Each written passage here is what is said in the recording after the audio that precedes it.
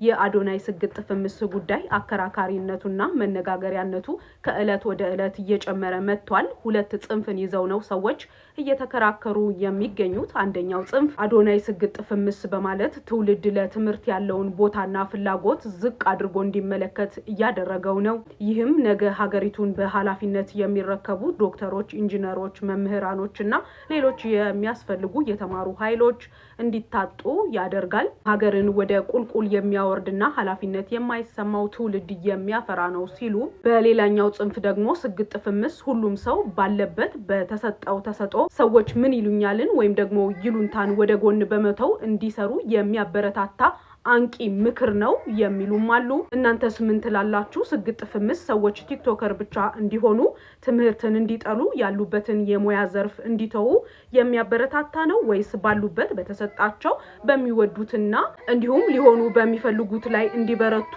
እንዲያተኩሩ የሚያነሳሳ ነው ትላላችሁ? ሐሳባችሁን ኮሜንት ሴክሽን ላይ አስቀምጡ።